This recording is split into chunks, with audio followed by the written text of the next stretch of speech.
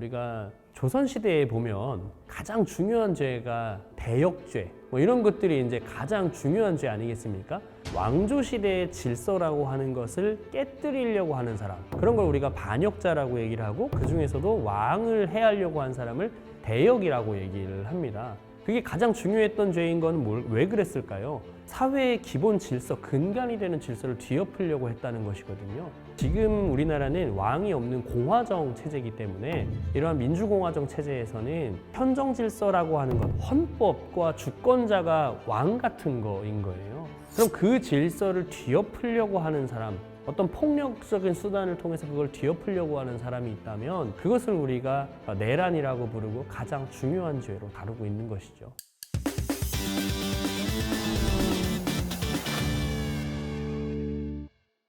네, 세상연구소 구독자 여러분 안녕하세요.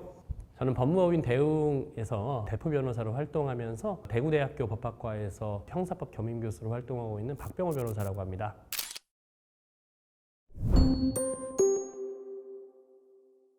변호사로서의 한 사람보다도 먼저 국민의 한 사람으로서 진짜 깜짝 놀랐던 일이었습니다. 누구나 다 그렇게 생각하셨을 것 같고요. 저희 집이 또 여의도에서 멀지가 않아가지고 그날 참 헬기 소리가 참 많이 울렸던 밤이었거든요. 그 상황에서 저희가 이제 신뢰할 수 있었던 것은 현장에 투입된 분들의 어떤 헌법적인 질서에 대한 신뢰, 이런 것들만이 믿을 수 있는 유일한 보루였다라는 생각이 들었어요. 그분들의 헌법적 가치관 이런 것들을 신뢰할 수 있는 사회가 돼야겠다라는 생각을 이번 기회에 더 크게 많이 하게 됐고, 법률가로서는 포고령 같은 거 발표된 이후에 상황을 보면서 이게 국회의 어떤 권한에 대해서는 조치를 하는 게 쉽지 않을 텐데 이게 왜 이렇게 들어갔을까, 이런 의문을 가지면서 오랜만에 또 헌법 조문과 개헌법 조문들을 이제 좀 보게 됐던 것 같습니다. 네, 그렇죠. 그 밤에 이제 저희 와이프도 이제 변호사인데요. 같이 앉아서 아기 재워놓고 이렇게 조문 놓고 토론하면서 이게 말이 되냐 지금 상황이, 이런 얘기를 했던 기억이 나네요. 일단은 헌법 77조가 제일 중요한 얘기일 것 같은데요. 네, 헌법 77조에 보면 비상계엄 시에 긴급하게 할 수 있는 조치들에 관해서 이렇게 얘기를 하고 있는데요. 그 중에 흔히 삼권 분립이라고 얘기하잖아요. 입법부, 사법부, 행정부가 나눠져 있는데 그 중에서 이제 정부나 법원의 권한에 관해서 특별한 조치를 할 수 있음을 규정하고 있거든요. 입법부의 조치에 대해서는 어떤 것도 할 수가 없어요. 헌법이 이런 시스템을 두게 된 이유가 아까 말씀드렸던 국회의 계엄 해제 요구권 때문에 그런 것이어서 포고령 1호에 이제 제일 먼저 들어가 있었던 게 일체 정치 활동을 금한다, 이런 얘기였기 때문에 이런 거는 가능하지가 않은데 이런 행동이 가장 먼저 나오네? 라고 하면서 이게 좀 서로 간에 이거 말이 안 된다라고 하는 얘기로 이어졌던 것 같습니다. 우선 헌법이 정하고 있는 계엄의 방식에 대해서 좀 말씀을 드려야 될 것 같은데요. 비상계엄이라고 하는 것과 경비계엄이라고 하는 두 종류의 계엄 조치를 얘기하고 있습니다. 근데 이 중에서 우리가 국민의 기본권에 대해서 특수한 조치를 할 수 있는 상황은 비상계엄이고, 그렇지 않은 경비계엄이라는 게 있는데요. 요건 이제 잘 모르실 테니까 한번 말씀드려보면, 우리 왜 미국의 뉴스 보면요, 이렇게 미국에서 어떤 폭동에 유사한 그런 사태가 발생했다고 했을 때 주방위군이 출동해서 치안을 유지한다, 이런 상황들을 뉴스로 보신 일들이 있을 것 같은데요. 군대는 국가 안에서 유일하게 합법적으로 무장하고 있는 세력이거든요. 그러다 보니까 이 우수한 화력을 바탕으로 해서 치안 유지에 좀 더 도움이 될 것이다 라고 하는 생각을 하는 거예요. 그래서 사회가 너무 어지러워지면 그에 대해서 군대가 동원돼서 치안의 업무를 담당할 수 있는 상황, 이거 자체를 계엄이라고 하고, 그 중에서도 더 특수하게 국민의 기본권에 대해서 특별한 조치를 취할 수 있는 그런 것을 우리가 비상계엄이라고 하는 것입니다. 그 제외한 게 경비계엄이 되는 거고, 특수부대 같은 경우에 국회에 들어갔습니다. 요번에 지금 보시면. 그리고 선관위에 또 들어갔었죠. 국회와 선관위는 헌법기관입니다. 이 헌법기관 중에서도 특히 국회의 경우에는 아까 말씀드렸던 대로 헌법 77조에서 국회의 어떤 조치에 대해서는 특별한 얘기를 할 수가 없는,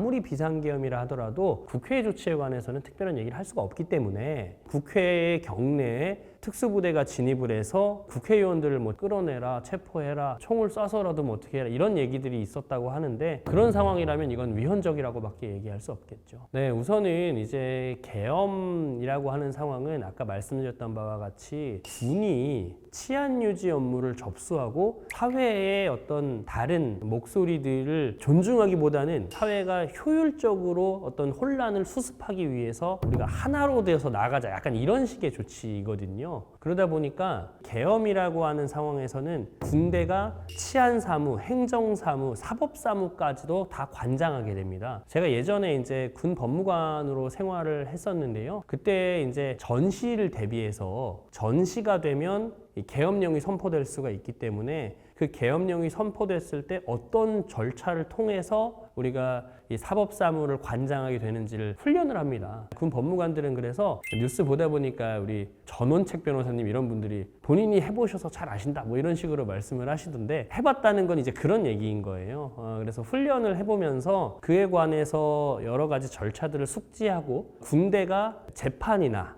이런 사무들을 다 관장하게 되는데요. 실제로 그 훈련 중에는 시뮬레이션을 돌리는데요. 그 시뮬레이션의 내용은 뭐 포고령 같은 것이 발표가 되니까 그 포고령 위반하는 사람들 어느 정도까지 우리가 잡아들일 수 있는가 그런 내용들을 이제 연습을 한다는 거죠. 그래서 평소에 이 검찰청이나 법원과 어떻게 공조 업무를 수행하게 될까 이런 것들을 다루게 되니까 군대가 이제 그런 역할을 전반적으로 다 관장한다고 생각하시면 될 것 같습니다. 네, 사실 좀 통상적이지는 않은 과정이었던 것 같기는 해요. 왜냐하면 이제 계엄사령관은 원칙적으로 군대에서의 서열 1위인 합참의장이 담당하게 되는 게 이제 좀 기본적인 형태거든요. 그런데 지금 현재 합참의장님께서 해군 출신이세요. 그러다 보니까 해군은 사실 계엄 사무에 대해서 어떤 땅의 얘기를 하는 게 아니잖아요, 해군은. 그러니까 이제 육군이 보통 계엄에 관한 연습이나 이런 것들을 하게 되고 그런 과정에서 육군 출신 참모총장을 계엄사령관에 발령했던 게 아닌가라고 생각이 됩니다. 행동수칙이라고 하면 참 어려운 말씀인데요. 왜 어렵냐면 두 가지 충돌되는 지위가 시민분들에게 같이 존재할 것 같아요. 뭐냐면 시민분들 각자 한 명 한 명은 다 가정과 자신의 안위를 지켜야 되는 역할을 또 담당하고 계실 거잖아요. 안전이라고 하는 측면에서야 당연히 당국에서 하는 얘기를 잘 들으세요라고 말씀드릴 수밖에 없겠죠. 그런데 한편으로는 또 이런 것도 있는 거예요. 우리 개별 시민분들은 다 한 명 한 명이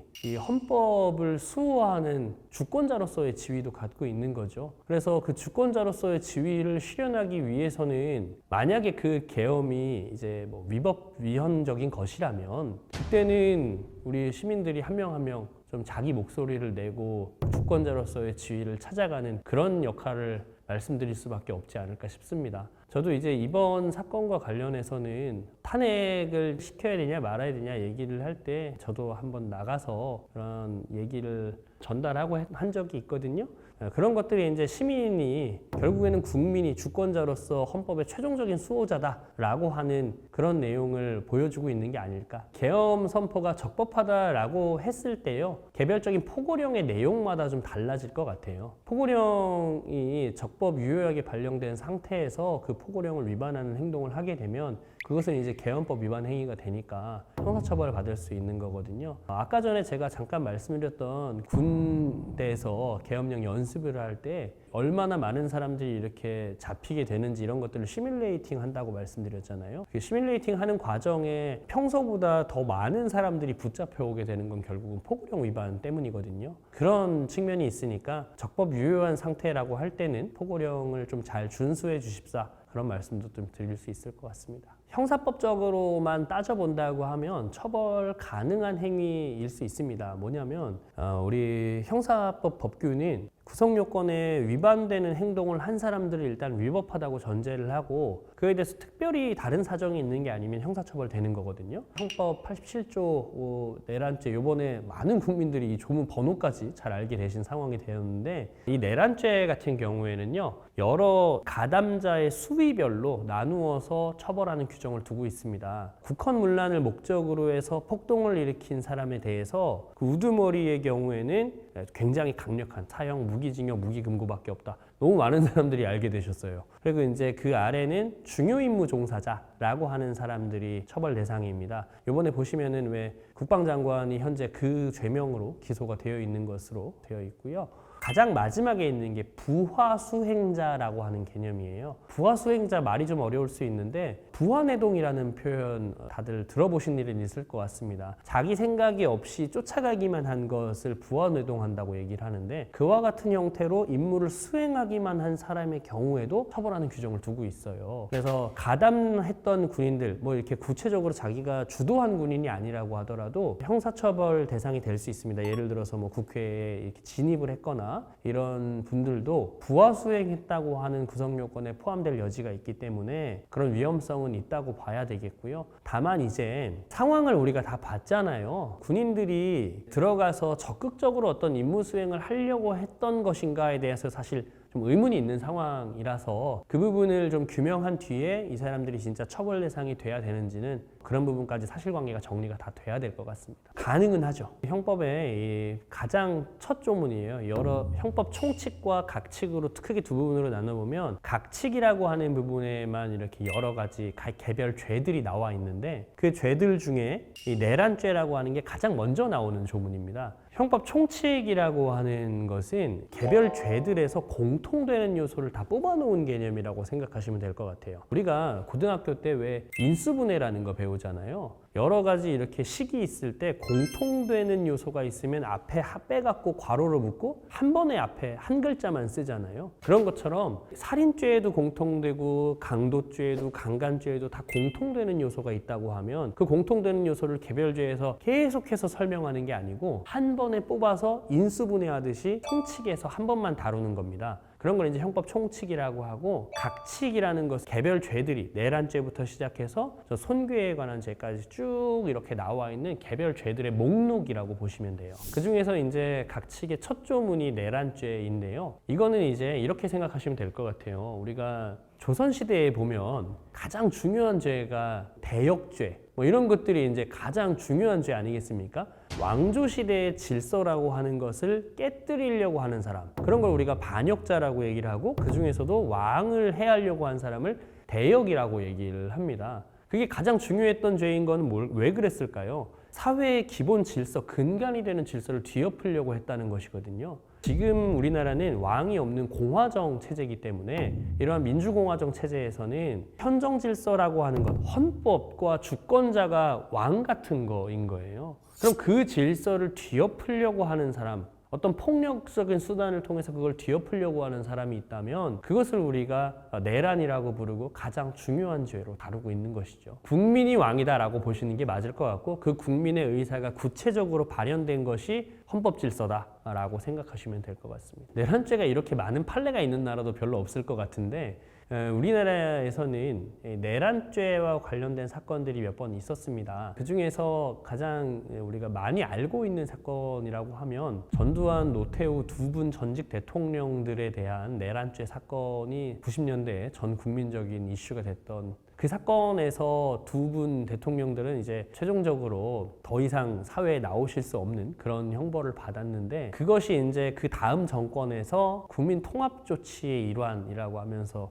사면이 되셨었죠. 그래서 이제 그 이후에 나와서 생활을 하다가 두 분 다 돌아가셨는데, 사실은 사면권이라고 하는 것이 물론 대통령의 권한이기는 합니다만 그게 어디까지 행사될 수 있는지에 대해서 우리 사회가 좀 많은 고민을 해야 되는 시기가 되지 않았나라는 생각이고요. 또 이제 내란과 관련된 얘기를 해보자면, 내란 목적 살인죄가 문제됐던 11.6 사건이라는 박정희 대통령 시해 사건이죠. 그 사건에서 중앙정보부장이었던 김재규 씨라는 분이 박정희 대통령을 살해를 했는데요. 그분이 이제 내란 목적 살인죄로 사형 판결을 받고 사형이 집행된 그런 사건도 있었죠.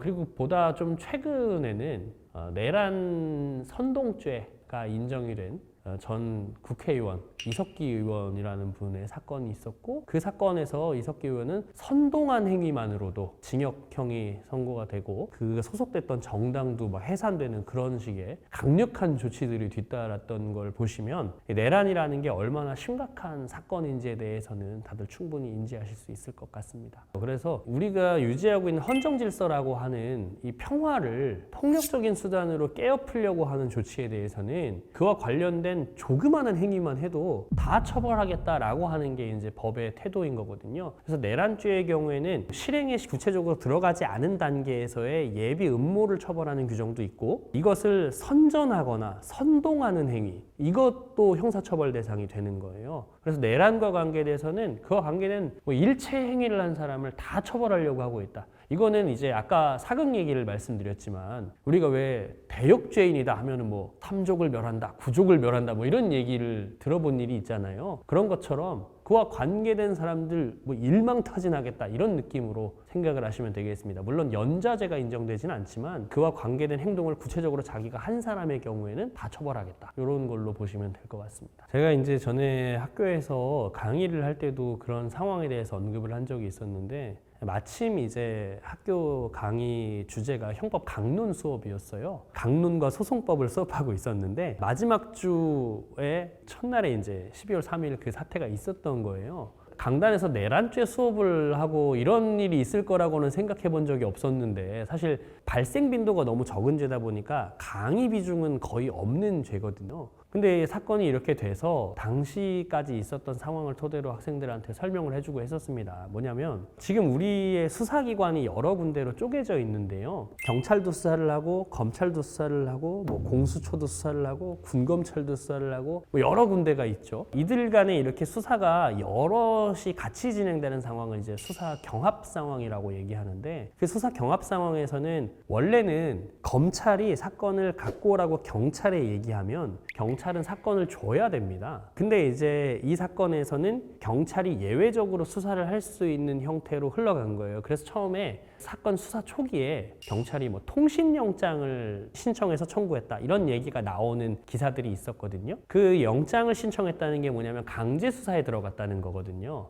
경찰이 강제 수사를 검찰보다 먼저 했으면 경찰이 계속 수사를 할 수가 있습니다. 그래서 이제 경찰이 계속 수사를 하고 할 수 있는 형태가 된 것이고, 그 뒤에 이제 공수처도 얘기를 하면서 이 사건은 내가 할 거니까 가져와 뭐 이런 식으로 얘기를 하는 상황이 됐는데, 공수처는 이렇게 돼 있어요. 고위공직자들이 범한 그 범죄에 대해서 그중에 일정 범죄를 설정하고 있습니다. 직권남용죄 같은 것들은 고위공직자가 범한 범죄로서 공수처의 수사 대상이 되는 범죄예요. 그 수사 대상인 범죄를 수사하면서 알게 된 관련 사건에 대한 것도 수사할 수 있어요. 이렇게 돼 있기 때문에 대통령이 고위공직자 범죄수사처의 수사 대상이 되는 사람이면 당연하고, 그 사람이 범한 직권남용죄를 수사하는 과정에 내란죄까지 수사할 거다라고 얘기를 한 상황이라서, 공수처가 이제 적법하게 수사할 수 있는 사건에 대해서 사건 가져오세요 하면 또 다 줘야 되거든요, 다른 기관들은. 경찰은 이제 공수처랑 같이 공조수사본부를 꾸려 있기 때문에 현재로서는 그 상황에서는 자기들끼리는 안에서 교통정리가 되겠죠. 검찰과의 관계가 문제됐었는데, 검찰에서 이제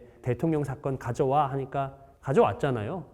결국은 국방장관 사건만 거기 남아있고 대통령 사건은 가져오게 된 거에는 이런 배경이 있었다는 거죠. 그래서 공수처의 적법한 권한에 따라서 지금 영장이 들어가고 있는 거고, 그 영장을 이제 받은 대통령 측에서는 공수처의 수사가 적법하지 않다라는 얘기를 하셨던 것 같은데, 공수처는 그에 대해서 적법한 수사권이 있다고 주장을 했을 것이고, 그 결과 1차적으로 이제 법원에서 인정을 받은 거죠. 체포영장이 오늘 아침에 이제 발부가 됐다고 얘기를 하니까. 그래서 공수처가 그렇게 적법하게 수사를 하는 상황이다라고 보시면 될 것 같습니다. 지금은 이제 공수처에서 사건 전반적인 것을 관장하게 된 상황으로 보셔야 될 것 같고, 그와 관련해서 경찰과 공수처 그리고 군인들에 대해서는 군수사기관에서 담당을 하니까 그들이 이제 공조수사본부를 꾸린 상황이고, 검찰은 이제 독자적으로 사건을 진행해서 김용현 장관 그분에 대한 이 공소 유지 업무를 현재 담당하고 있는 상황이니까 그분에 대한 사건은 이제 검찰에서 지금 진행을 하게 될 것입니다. 근데 이제 공수처에서도 공소 제기를 할 수 있는 범죄는 또 제한이 돼 있어요. 그래서 공수처에서 수사를 하고 마무리는 검찰에 가서 공소 유지를 하게 될 거고요. 또 하나의 변수가 이제 특별검사인데,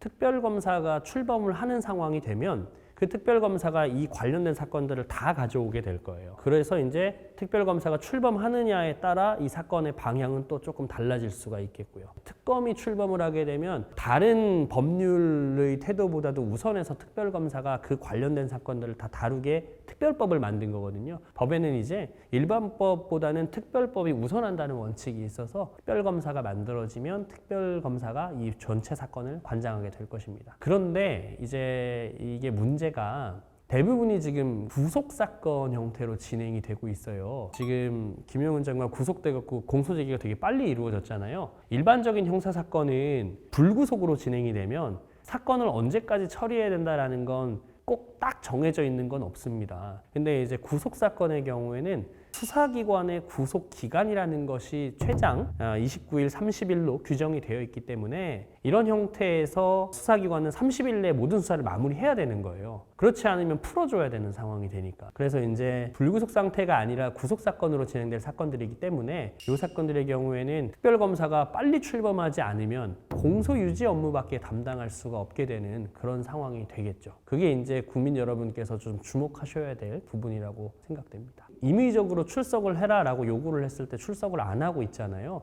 그러면 이제 어쩔 수 없이 이런 강제 수사를 할 수밖에 없는데, 강제 수사를 해서 구속영장에 의해서 만약에 구속이 되게 된다면 그때는 그 영장의 효력에 의해서 강제적으로 이렇게 데려와서 조사실에 앉히는 것도 가능합니다. 그런 것을 고려해서 지금 강제 수사로 들어가는 거라고 생각하셔야 될 것 같아요.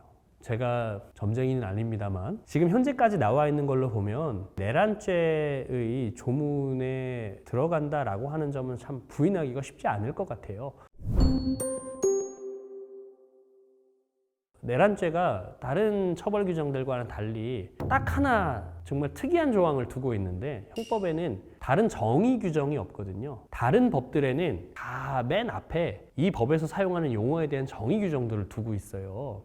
예를 들면 코로나 시기에 감염병 예방법이다 이런 법이 있으면 그 법에서 사용하는 용어들이 있을 거잖아요. 그 용어 중에 이 감염병이라는 것은 뭘 말한다 이런 식의 용어 정의 규정들이 들어가게 되는데, 형법에는 그런 규정이 없습니다. 근데 유일하게 하나 정의 규정을 두고 있는 조항이 내란죄예요. 내란죄에서 사용하고 있는 용어 중에 국헌문란의 목적이라는 것이 있거든요. 사실 국헌문란이 뭐냐에 대해서 우리가 정확하게 정의 내리기가 쉽지가 않습니다. 그러다 보니까 이거를 그냥 국헌문란의 목적이라는 말만 놔두면 이에 대해서 힘 있는 사람이 마음대로 해석하려고 하게 되겠죠. 그런데 형법은 그런 거를 통제하려고 하는 법이거든요. 사람을 처벌하려고 하는 법이 아니라 사람을 마음대로 힘 있는 사람이 마음대로 처벌할 수 없게 만드는 법이에요. 그러다 보니까 국헌문란의 목적이 뭔지에 대해서도 딱 정의를 내리고 있어요. 그 정의에 보면 국가기관의 권능 행사를 불가능하게 한다라고 하는 얘기가 나오거든요. 지금 이 상황에서 국가기관의 권능 행사, 국회의 계엄 해제 요구권을 행사할 수 없게 만든 것 같은 정황들이 많이 보이고 있고, 우리가 그날 밤새도록 뉴스에서 지켜봤기 때문에 국헌문란의 목적 같은 것이 부인되기는 어려울 것 같고, 또 이제 폭동이라고 하는 측면에서 봤을 때 우리 대법원은 예전부터 확고하게 형법에 적혀있는 폭력 행위들은 여러 가지 단어들이 있는데요. 그 중에 이제 내란죄에서의 폭동이라는 것은 가장 넓은 형태의 폭력이다라고 봐서 최광의의 폭행이라고 얘기를 하거든요. 일지방의 평온을 해하게 할 정도, 여의도에서 되게 소란스럽게 될 정도의 폭력 행사가 있었다고 하면 그것 자체가 내란죄에서의 폭동이 되는 거라서, 우리가 폭동이라는 말을 들었을 때 상상되는 무슨 무정부 상태 이런 게 꼭 아니어도 내란죄에서의 폭동에 해당할 수 있습니다. 그래서 내란죄 자체가 되냐 안 되냐는 사실 이 사건이 흘러가면 관련된 분들이 내란죄의 판단을 받을 수밖에 없을 것 같아요. 근데 이 사건이 내란죄만 문제되는 게 아니라 지금 대통령의 지위라는 것도 함께 문제가 되고 있잖아요. 대통령은 현재 탄핵 사건으로 직무가 정지되어 있는 상태고, 그 이후에 헌법재판소에서 탄핵에 관한 결정을 해야 되는데, 지금 기존에 있었던 사례들에 비춰보면 몇 달 안에 결론이 날 것 같단 말이죠.